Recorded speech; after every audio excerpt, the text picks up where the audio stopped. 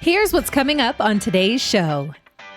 In our book and in our program, this is the number one step that we recommend everybody take to protect their identity. Because again, we're operating under the assumption that our information is out there. What can we do to protect ourselves? We can lock down and freeze our credit.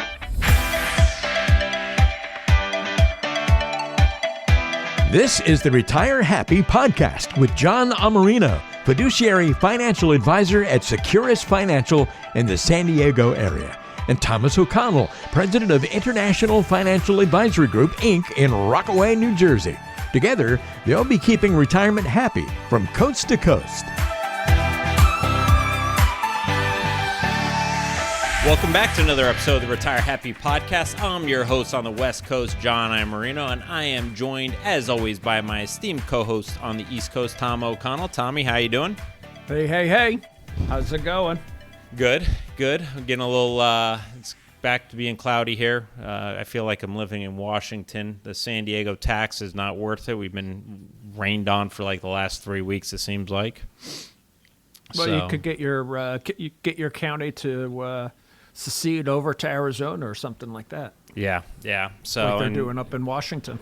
Glad we're probably not conserving all the water we're getting either, but I digress. That's California. So, at least you guys have honest elections over there. Yeah, right. So, folks, we're getting into tax season, and Tom and I are familiar with taxes, being from the states we work in and live in. But one thing that goes hand in hand in tax season is identity theft and scams. So on today's episode, we have a great guest, and we're going to talk about hack-proofing your life. So I would like to talk a little bit about our guest. I've known her a little over a year, been working with her. She's the associate editor at Horsesmouth, which is essentially a mastermind group for financial planners across the country, much like Tom belongs to Ed Slott. That's one of the groups that I belong to, Horsesmouth, and they offer training, in all regards of financial aspects, long-term care, Social Security, tax, and IRA. And Devin, our guest, is the expert who teaches cybersecurity for financial advisors.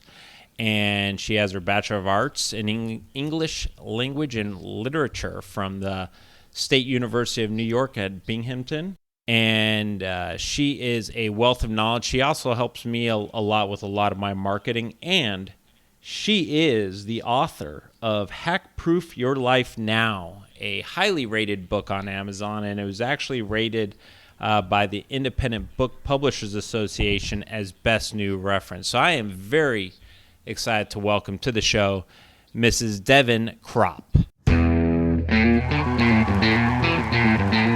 And today's guest, the associate editor at Horsesmouth, Devin Kropp. Hi, thanks so much for having me. Thanks for taking time out of your busy schedule, Devin. We're really excited to have you on. And I know you're on the East Coast along with Tommy.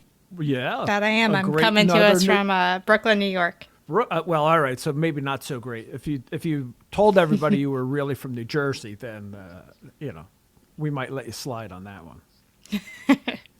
So it was earlier in the year that Devin and I were actually talking about some marketing issues and some things that I wanted to do this year for our clients.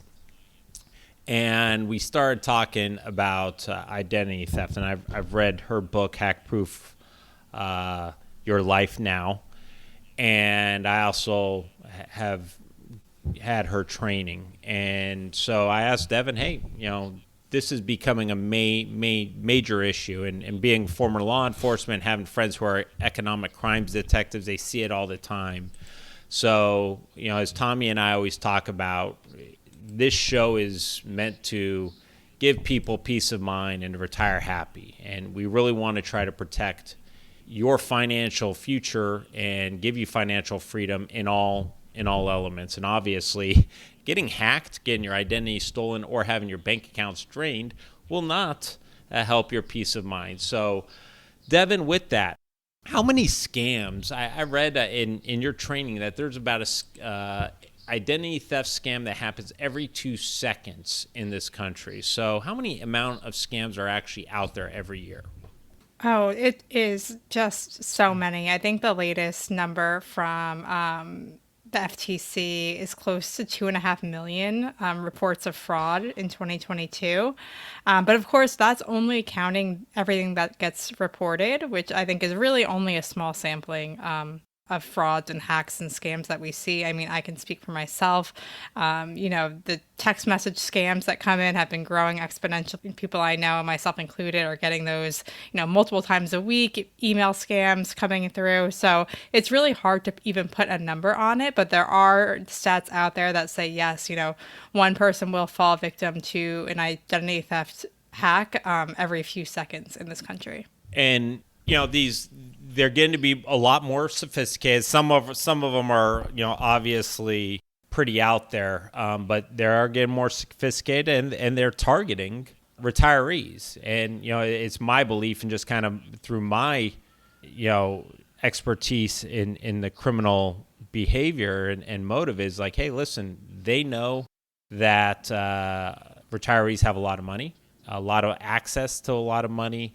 And, they also understand that retirees can be susceptible to, elder abuse type of scams. So with that, Devin, what do you really see, and what do retirees need to protect as they're coming into retirement? That's a great question, and unfortunately is, very, very true that we see a big number of scams that are targeted at retirees, specifically, the elderly, taking advantage of, the urgency around retirement, and, some of maybe the tech literacy not being there for some older folks. But for those who are now kind of entering retirement, there are some things you definitely want to be aware of. We have seen an uptick in kind of hacks of 401k accounts, unfortunately, where hackers are actually able to get into a 401k plan website and redirect money from a retirement account that is supposed to go to your account to themselves. We see that happen through something called phishing attacks, which are basically emails that appear to come from your 401k plan, a legitimate company. It could ask you that you need to reset your password, click on a link, you do so, and when you enter that password, you're really giving it to a hacker who then goes into your account and can make all these changes. So we see kind of this 401k scam happening at a increasing rate. It's still not one of the most widespread scams, but it is something that people need to be aware of and take some action to protect their 401k account, meaning using a strong and unique password, enabling two-factor authentication on those accounts. That is, when you get that text message code in order to log into an account. So you need to enter your password, and then a code is texted to you, and then you enter that code to get into your account. That's really important for any sensitive accounts like this, because if your password is compromised in some way, the hacker still will not be able to enter your account and make any changes that we see there. So number one, that's one scam that retirees need to be aware of around their 401k. And then unfortunately, we see a lot of scams around Social Security and Medicare as well. We recommend in our Social Security training here at Horsesmouth that everyone out there, regardless of your age and regardless if you're ready for retirement, that they make an account on the Social Security website, because we do see hacks where hackers go in and make accounts for people that have not made an account for themselves yet, and they can go in and actually, change things or move money that's supposed to be going again to your account somewhere else, and just some various kind of scams associated with that. So we do recommend people go in and make their account, even if they are nowhere near retirement age. There's no harm in doing it. And then, like I said, too, we see a lot of Medicare scams, too, hackers trying to get that Medicare information. So it's really important to be on the lookout for any kind of strange messages around those programs. And just keep in mind that any government agency, Social Security Administration, Medicare, the IRS, they are not going to reach out to you via text or email. All of those communications always come, via the Postal Service mail. Yeah, and the IRS, as you mentioned, will not make a phone call either. and they Right. will not bring the cops to your house to serve a warrant on you. I never had that happen in 20 years. So they're going to always send you correspondence via the mail. And we'll talk about the phishing in a little bit, the email phishing and kind of some things to spot on that. But Tommy, why don't you take us into our next segment since we're talking about the IRS? Yeah, so I can give you an experience from a client where they mailed out their tax payment and their mail was stolen and their check was bleached.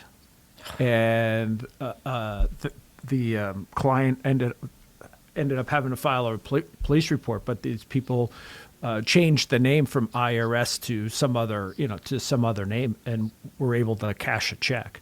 So that's another thing that people need to be aware of, is that there are people out there stealing your mail and breaking into, and especially now tax season, they're ripping open your mail and bleaching checks and things of that nature. So you have to be very careful about how, when, where you're depositing your mail. But I know there's also, Devin, there's a lot of corporate breaches as well. One of my brothers used to work for the Federal Reserve, and he was in their cybersecurity area, and he said there was over 1 million hack attempts a day just on the Federal Reserve. So tell us a little bit about the corporate breaches that are going on these days. Yeah, there are truly so many. We started our cybersecurity program here at Horsesmouth in 2013. And actually the catalyst for us coming out with this program was the big Target breach that happened that year. I don't know if you remember, but basically Target, one of Target's third-party companies that they use for their HVAC system, was hacked, and then the hackers were able to go from that kind of small third party into Target's network and basically expose millions of consumers' credit card information and personal information. And since then, I think the corporate breaches have just grown exponentially. I think, every week we're seeing new headlines. And in our cybersecurity program and in our Hack Proof Our Life book, we kind of operate under the idea that your personal information has been breached and is already out there. There really isn't anything we can do at this point to stop our information from getting out there, but there are actions you can take to protect your information now that it has been exposed. Because like you were just saying, every company is under attack. Hospitals are under attack. Schools are under attack. So it's really quite impossible to protect your data when all of these corporations have it, right? We're such a connected society now where we're doing business online. Your credit card is being used at different stores. And, unless you go totally off the grid, you can't, prevent that from happening. But we've seen some recent breaches, in the millions of people who are affected. So we need to operate under the assumption that our information has been exposed, and what can we do now to protect ourselves? Yeah. So a lot of people are using things like, if I'm pronouncing it right, Zella and other, automatic or online payment programs. How safe would you say those are? Yeah, so the programs in themselves, things like Zelle and Venmo, there are risks, of course, with using any sort of online payment app. And there are certainly scams that exist around these kind of apps, because again, hackers are going to take advantage of programs that are easy for people to use and make their lives easier. So I have seen a rise in Zelle payment fraud scams, and I would say the apps themselves aren't inherently unsafe. Of course, there's some risk in, using an app with your bank account information that just exists. But we haven't seen, scams originating from Venmo or Zelle. It's hackers who are taking advantage of this kind of peer-to-peer payment issue. With that being said, we have seen an increase in Zelle payment fraud. And that's, again, because hackers are going in and kind of creating these scams where they're, sending these fake messages about confirming a payment. They click on the link. they pretend to be, the hacker pretends to be the bank when they call, and they're able to get, credit card information or debit card or bank information to reverse the quote unquote fraudulent charge that never actually occurred. So we do see a lot of scams coming along with these kind of payment apps. So it's really important, number one, to be extremely careful when you're using these sorts of things. I recommend if you use, Venmo or Zelle, if you can disconnect your bank account when you're not using it, that's a smart move. It takes an extra step when you do want to send payment that you have to re-enter that information, but not storing it in the app, I think it is wise. Using things like two-factor authentication, again, to lock down your account, and being really sure about who you're sending money to, and confirming that it's the correct person. And of course, if you get kind of these unsolicited messages, to not just immediately start taking action. You want to kind of investigate it further, because unfortunately, we definitely do see scams around this. I think a Senate report on Zelle found that there was over 200 million in reported fraud on the app last year. So it is definitely a problem.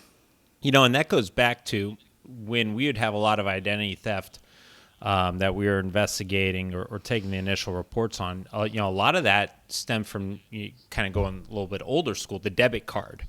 And whether that's, people would be, they'd have the card readers at the gas stations, and they would, kind of just have a recording device, and they had to get everyone's PIN number when they're typing them in. And I've always told people, listen, it's better to use a credit card and have that hacked than a debit card, because then the credit card company has their own layer of protection, and you're just saying, hey, I didn't make these charges, and they'll go to bat, versus getting your bank account drained and then trying to get the money back. And that's why I think we're definitely seeing a big attack on Zelle, because it's basically that online debit card. Right. Now, another interesting breach, and you had mentioned it earlier, where they're trying to get your password. And I'm a big advocate of having a password manager, or a password vault. And you should never have, especially should never have your financial accounts have the same passwords as your online accounts. And, whether it's, Netflix or whatever you're doing. But there was just a data breach not too long ago on LastPass, which is a password manager. You want to talk about how familiar with that are you? Yeah, I am pretty familiar. We, in our book, Hack Proof Your Life Now, we also are big fans of a password manager, password vault. Given the number of online accounts that every individual has these days, it's impossible for you to have strong, unique passwords for all of them without some sort of management system. And we did go through, and in our book and in our program, we did recommend a couple of password managers that we, at the time, we had vetted and thought were really good, and LastPass was one of them. And so we have gone back with our online materials and kind of, revised that to say we can no longer recommend LastPass because of the breach that you're speaking about. Unfortunately, we have seen attacks on password managers before, but they were never able to access those master passwords, which are, the keys to the vault, if you will, right? That's what protects everyone's accounts that are saved within the password manager. Unfortunately, with this last attack on LastPass, those master passwords were exposed, meaning that LastPass users would have to go in and basically change every single password for every account that they stored in their LastPass vault. So we had to go back and kind of say we no longer recommend them, because this is a really detrimental breach. And again, the whole point of LastPass and the password manager is to protect those passwords, and they failed at doing that, unfortunately. Right. And, you brought up the good thing, though, that you do recommend, because even in the LastPass case, if you have two-factor identity or authentication, then even if they do have the password, then yes, you have to go through the annoying text message or email message, but it's extremely important. And, one thing I loved in your book is how you talked about having different emails. And I know everyone has, multiple email addresses. You have, the email addresses that you want to get for your free stuff, and then your personal. But you really should just have an email separately for your financial account. So that's something that I never really thought about. I always thought about, okay, have an email that you're going to take serious and look at than have your marketing email, your the I want just to get that free download. But having one, in your training, you said have one specifically for your financial accounts, and that is a big thing, to help against email phishing, right? Right. And like I said earlier, we have to operate under the assumption that our personal information is out there, right? Our email addresses are attached to so many online accounts now that it's always at risk of getting hacked, right? It's out there so much. Those phishing messages are going to come to your regular email address. If we just have an email address that is for our financial accounts and we don't use it anywhere else, you're hopefully going to avoid the kind of plethora of phishing emails that go through to your regular account. Now, you may be sitting here saying, I don't ever get any phishing emails, and that's probably because your spam filter is catching a lot of them. But as you said, John, in the kind of the earlier part of this episode, these scams, these phishing messages are becoming so sophisticated. Almost every major corporate breach, going back to that topic too, occurs because an employee clicked on a phishing email and exposed the company's network to hackers. And so companies, corporations need to be aware of this. Individuals need to be aware of this. Those emails that come through asking you to click on a link and then malware's, downloaded on your machine, or you're exposing your passwords, we need to be hyper vigilant around those emails and make sure that we're taking a closer look at any messages that we get. In our book, we have a little acronym called EMAIL. It stands for Examine Message and Inspect Link, which means kind of take a closer look at those emails you're getting that might say, you need to update your account right now, or looks like it's from the IRS or from American Express, or whatever company out there.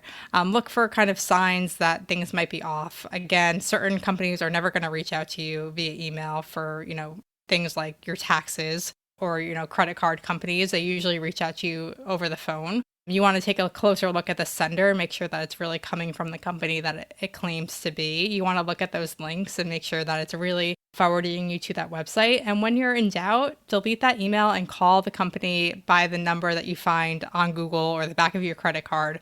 Never call the number that's in the email, because they can spoof that too. But just be really vigilant about those emails that come in. And if anything seems off to you, you can always call the company and confirm that they reached out to you with that message. And not only on the emails, but the text messages too. They're becoming far more sophisticated as well. Yes.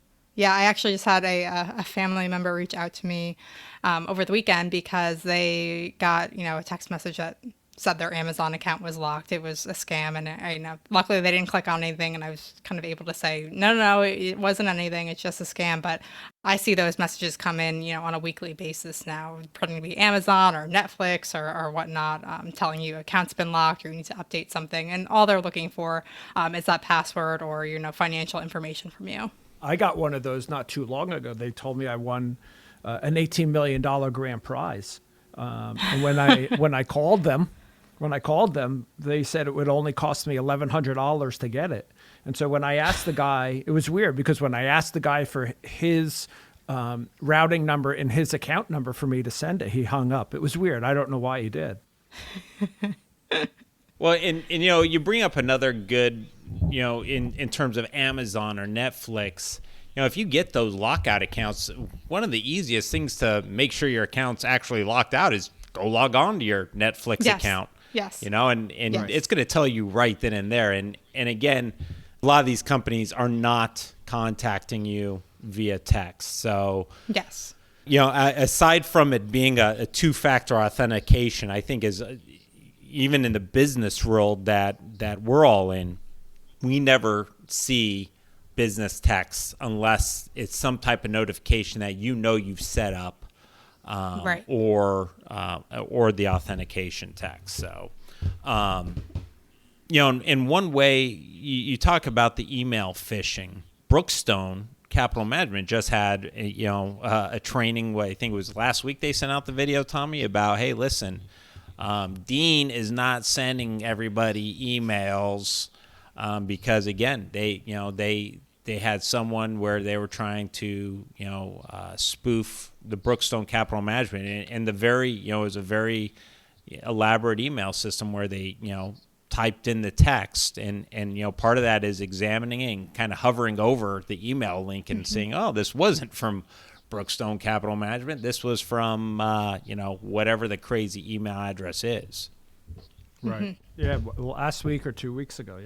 Yeah. Obviously, you got to examine the links and examine the emails senders. The other thing, a lot of people do is, they go get their coffee at the cafe and they're like, oh, I'm going to use this free Wi-Fi. And in your book,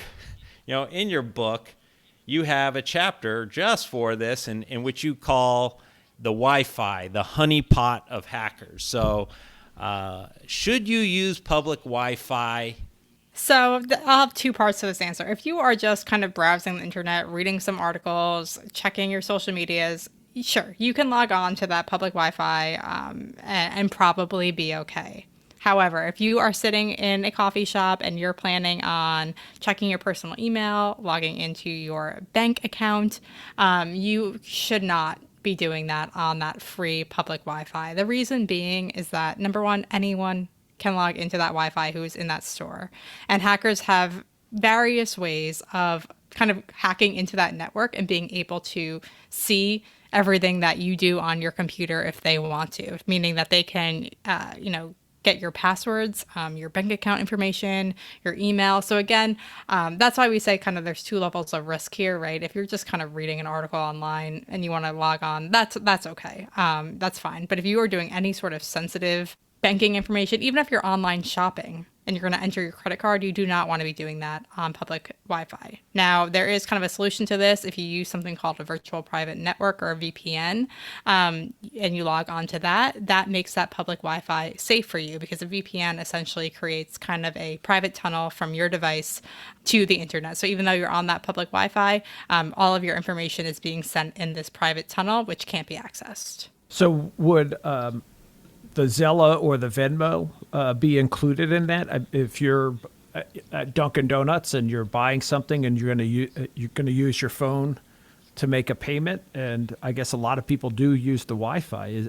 Is that the same kind of thing, or I'm not very sophisticated at this, so hopefully that's not. No, that's a great question. And I haven't really thought about that before, but I think in that case, your best and safest thing to do would be to not connect it to that Wi-Fi and use the data on your cell phone plan to make that transaction.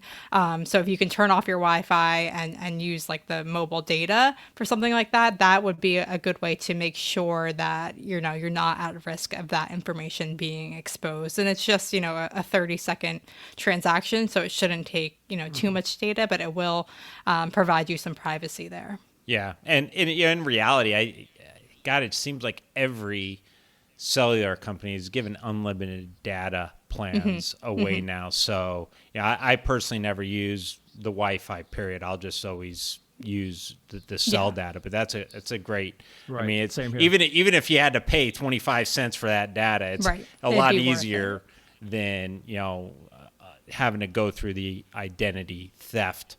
And whatnot. And I actually, and custodians and whatnot, like TD Ameritrade, they have a lot of, they also, they're getting attacked all the time, but there are a lot of, precautions, and you should never, as an advisor, I'll never take an online or an email recommendation, hey, I need money or a distribution. That's always going to be, something I tell my clients. It's almost like two-factor authentication. We need to hear it verbally, and TD Ameritrade wants to, makes us confirm that we heard it verbally. And, I had a client one time who called me about 7 o'clock at night. Said, I clicked on a link, and it was from sent from someone in my office, and felt comfortable with it. And all of a sudden he started seeing basically all his, right in front of him, all his data and all that. So, in that case, we called TD Ameritrade the first thing in the morning and said, hey, listen, put a flag on this account, put a freeze, and we're going to have to take a couple extra steps to get your money. But, the peace of mind he had there, knowing that his retirement account was safe, was huge with him. So, the other thing that we get more and more of too is account takeovers from social media, and you talk about it in your training, like, okay, someone took over my Facebook account, big deal, I'm going to change my password, I'm going to do this, but how that can actually lead to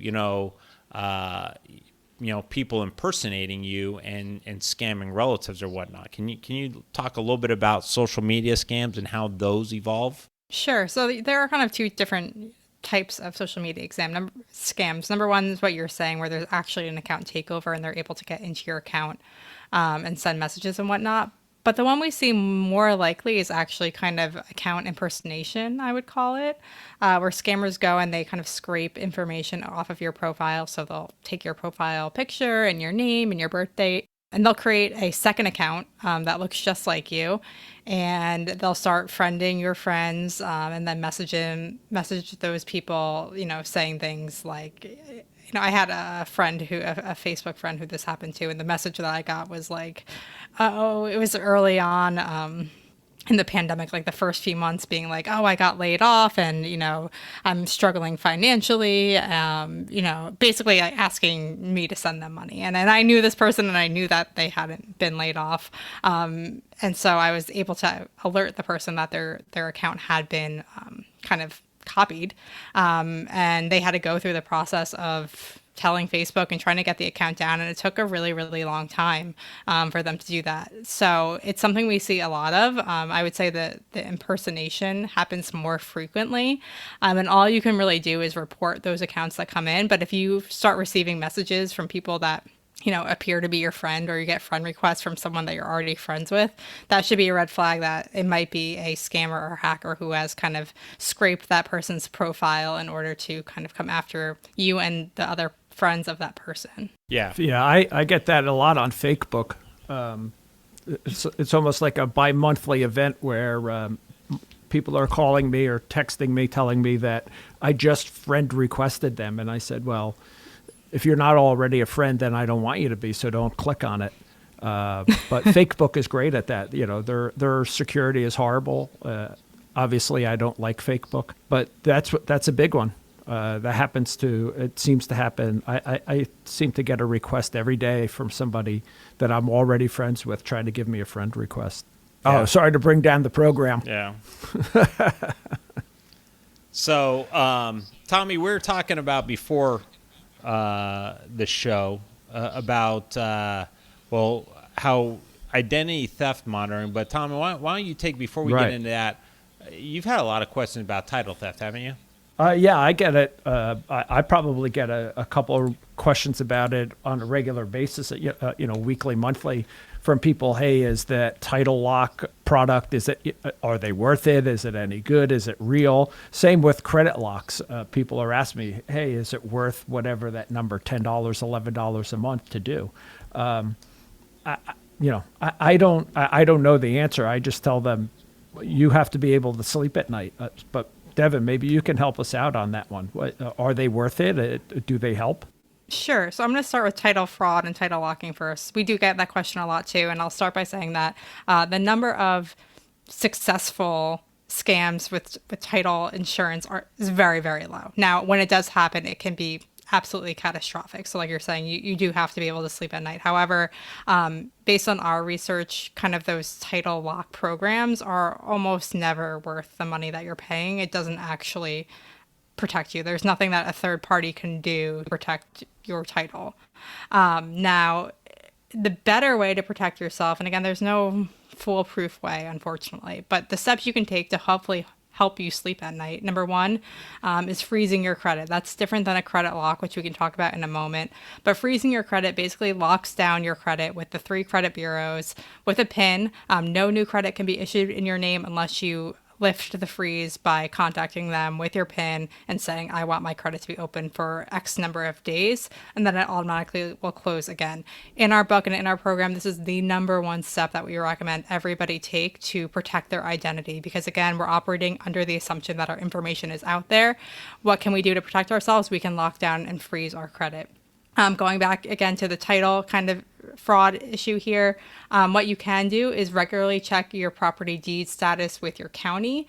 Again, you might have to set up reminders like in your calendar to do this every so often. There's no way to lock down your deed with your county, and that's really where this kind of title fraud would stem from. This way, if you're checking regularly, hopefully you'll be able to catch something early if it does happen. And again, you can check your county tax records every year too. If there is a fraud, it will show up there as well. And again, you can monitor your utility bills too. A sign that something might be wrong with your home title is that if you stop receiving those bills in your name at your address. I know we have a lot of, kind of online billing now, but making sure you're checking that and that they're coming to you and it looks legitimate and is secure, then is the best way to do that. Unfortunately, there is no quick fix for this kind of scam. There are those companies out there that say, yeah, you can lock down your title. They don't have the ability to do that. And so honestly, it's kind of, they're just taking your money and maybe alerting you after the fact that something happened, but they're not going to prevent the theft from occurring. Similarly, I will say when people talk about credit locks or credit monitoring, now, a lot of times people get this for free through like a breach that they were a victim to, and that's fine if you want to take advantage of that. But people should know that, again, these kinds of monitoring or credit locks aren't really stopping any sort of theft from occurring. They're alerting you after you have a problem, and you still have to go in and clean up all that mess. And I know some companies will say that they give you, X million dollars of protection if it does happen. From our kind of research and anecdotal stories we've heard, it's very hard to get that money when you do fall victim to any sort of identity theft out there. And many times these companies don't actually alert you when you are part of a scam or a breach. So in our book, we have some kind of core actions that we recommend people take. Number one, again, is that credit freeze with the credit bureaus. That means nobody can get credit in your name. So even if all of your personal information is out there, if someone tries to apply for new credit, they're not going to be able to do that without the PIN. It's kind of like two-factor authentication for your credit report. And it's super easy to lift the freeze. I've had to do it before, and it takes very little time and offers you a great level of protection. Another main thing we recommend people do is set up text alerts for their credit cards or their debit cards. That way, anytime any money is leaving your account, any time a charge is made. So if you do see a text come through for a purchase you did not make, you can easily stop that fraud. We also recommend the two-factor authentication on all your personal accounts. Like we were talking about earlier, that way if your password does get out there, you are still protected. So there are many more actions we recommend in the book, but to keep things simple for people, if they want to get like the most bang for their buck of taking action, those three things are the three actions I would recommend you do first. Yeah, that's awesome. I really like the really paying attention to whether you're receiving the electrical bill.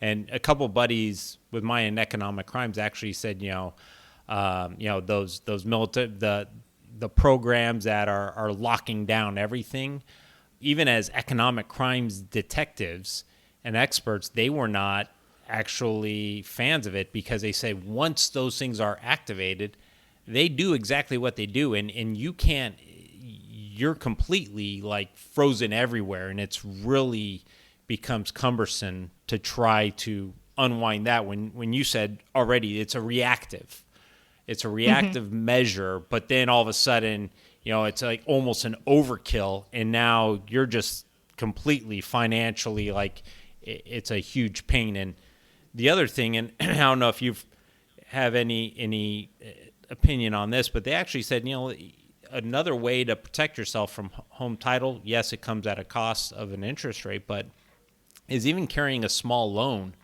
not maybe not paying off your entire mortgage, but keeping a $20,000 balance on it, because obviously that's going to be the balance on the title. So another food for thought there. Definitely. You mean like a home equity line?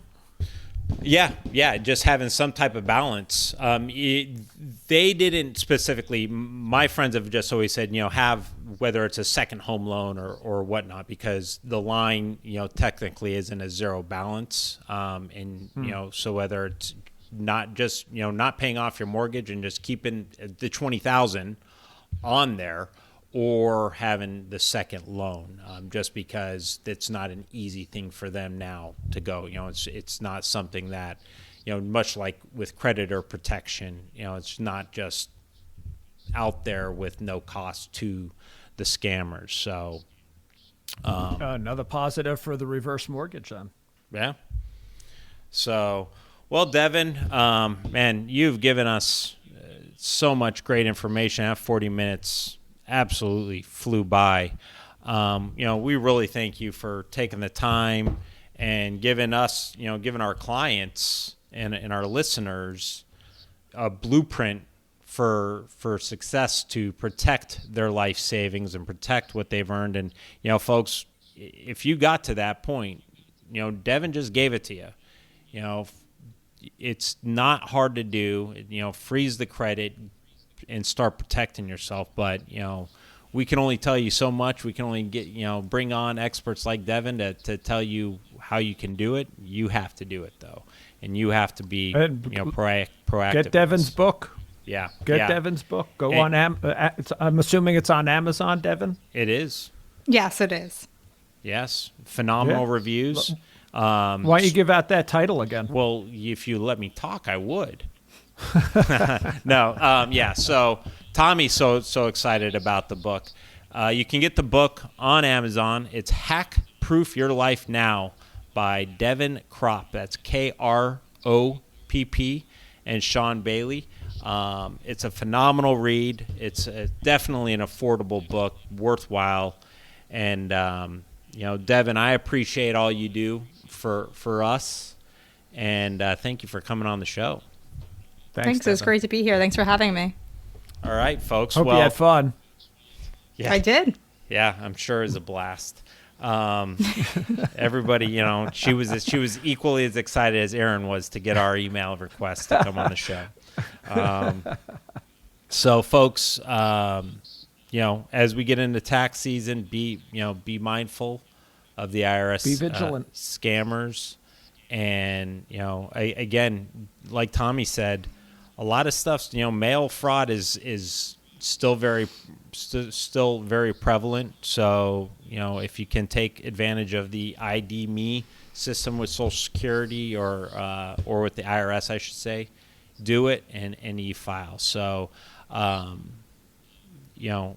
lot of good information, but it's only as good as you taking action on it. And our next episode, Tommy, is going to kind of piggyback on this. We're going to start talking about some elder abuse, and we're going to have a former prosecutor from the San Diego County DA's office that's going to help talk about elder abuse and elder abuse scams. So we're really looking forward to that next one. And again, many thanks, Devin, for coming on to the show. It was a phenomenal show. And any last closing words, Devin or Tommy? I would just say, go, like I said, the book is on Amazon. We covered a lot here today, but the book will kind of walk you through the actions you can take to really protect yourself. And when we wrote the book, we wrote it for everyday people, right? You don't have to be a tax expert to take these actions. We wanted it to be really approachable for everyone. So don't be intimidated. Start taking action now and take your cybersecurity into your own hands. Absolutely. Awesome. Absolutely. 200 pages of gold, absolute gold. And you talk about accounts, whether it's Equifax or Google or Gmail accounts. So you really do simplify it for people. So, all right. Well, Tommy, that's a wrap. Awesome. Thank you, Devin. Thank you. All right. So, folks, that's going to wrap it up for today's podcast. Until the next time, retire happy. Take care, folks.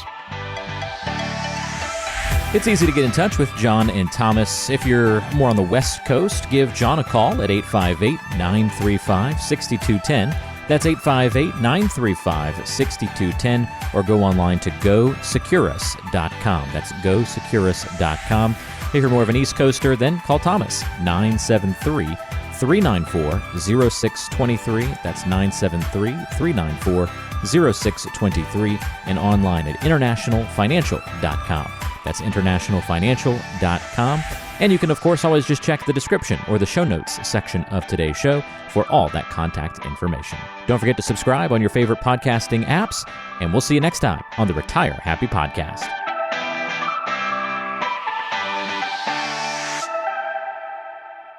Investment advisory services offered through Brookstone Capital Management, LLC BCM, a registered investment advisor. BCM, Securus Financial, and International Financial Advisory Group are independent of each other. Insurance products and services are not offered through BCM, but are offered and sold through individually licensed and appointed agents. The opinions expressed by John Iamarino, Thomas O'Connell, and guests on this show are their own and are based upon information considered reliable, although it should not be relied upon as such. Any statements or opinions are subject to change without notice. Investments involve risk and, unless otherwise stated, are not guaranteed. Past performance cannot be used as an indicator to determine future results. Any strategies mentioned may not be suitable for everyone. Information expressed does not take into account your specific situation or objectives and is not intended as recommendations appropriate for you. Before acting on any information mentioned, please consult with a qualified tax or investment advisor to determine if it is suitable for your specific situation. This program is designed to provide accurate and authoritative information with regard to the subjects covered.